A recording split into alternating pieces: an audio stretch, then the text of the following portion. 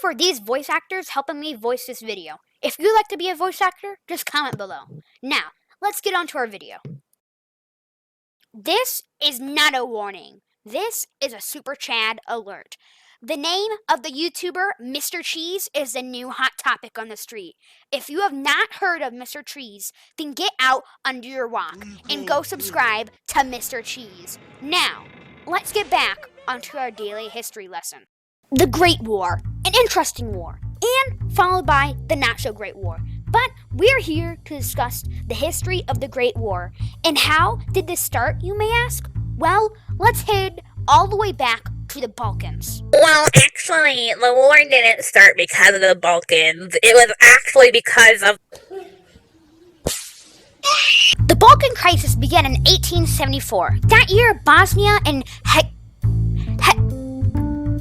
Herzegovina rebelled against Ottoman rule, beginning the First Balkan Crisis. When Turkey refused to reform its government structure, Serbia declared war on the Ottoman Empire on 30th June 1876. We've gone on every plan to take revenge on Austria-Hungary. There's nothing we can do. What about Plan Z? Plan Z? Whoa, look at this. Franz Ferdinand is riding in an open-top car on June 28th. It's perfect! It's diabolical! It's lemon-scented, too! The Serbians begin plotting their attack on June 28th. The assassins throw bombs on the car, but miss, hitting the car right behind the Archduke. The third assassin, named Nagel Karbanovic, was pulled from the river and beaten by the crowd. The cyanide pill he had was long expired. Instead of dying, he vomited a lot. Now, back to our first assassin, Garvelo Princip.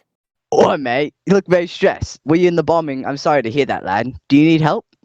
No, I'm fine. I'm just gonna go. Your Highness, I do not think visiting the wounded would be a good idea. We just got bombed after all. I think you should really go back and think about this. No, I want to visit the wounded. They need my respect. I'm sorry, Your Highness. I took a wrong turn. We'll be back on course in a moment's notice. Crap. Those were the two shots that rang out around the world. This would mark the beginning of World War I. 23rd July 1914. Austria-Hungary demanded an ultimatum, which meant that Serbia formally and publicly condemned the dangerous propaganda against Austria-Hungary. The ultimate aim of which it claimed is the detach from the monarchy territories belonging to it. Serbia obviously refused this deal, as they would be giving up their own land. Right after Serbia refused the deal, Austria-Hungary declared war on Serbia. This caused a domino effect, and it went a little like this.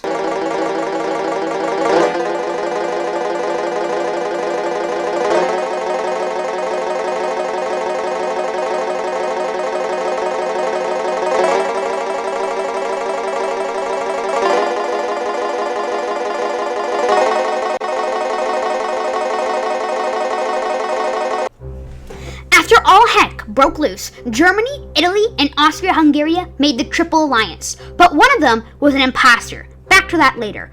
In return, Great Britain, France, and Russia formed the Triple Entente. Germany focused on France, but there was one minor problem. The French had something called the Maginot Line, which was a long defensive line made up of concrete bunkers and fortifications.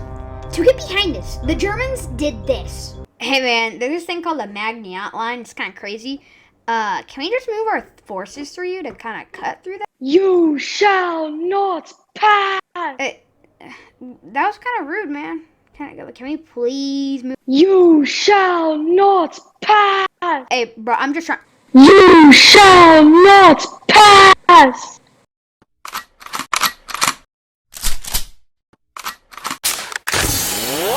Too much dip in the chip, bruh. The Belgians put up a good fight, but were soon taken over in August 4th, 1914. The Belgians were also allies with Great Britain, which gave them a reason to declare war on the Germans. The French took wind of this pretty fast. As the Belgians put up a good fight, they quickly moved their forces. Then it happened. Both sides decided to dig in. They ended up outflanking each other until they got all the way down to the bottom of France. And this war was different. Development of weaponries were massive, like the 6-inch British pounder and this 300mm Gustav. See the difference? Zeppelins were now a threat, and fighter planes were made. Let's take a look at what they're doing. Man, there's nothing up here. We're supposed to take a look at the trenches, but we can hardly see them. Hey man, it's cool. I brought my playing camera. Look. Wow, that's really cool. Wait, are you George Eastman?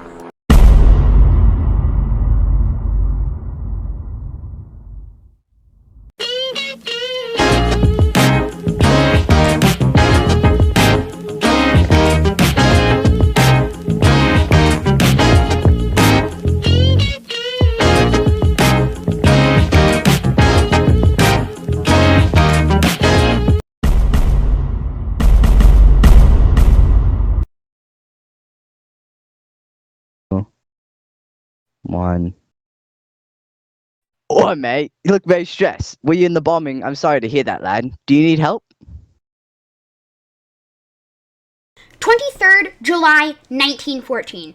Austria-Hungary put the Austrian-Hungary ultimatum, demanded that Serbia... Okay, no.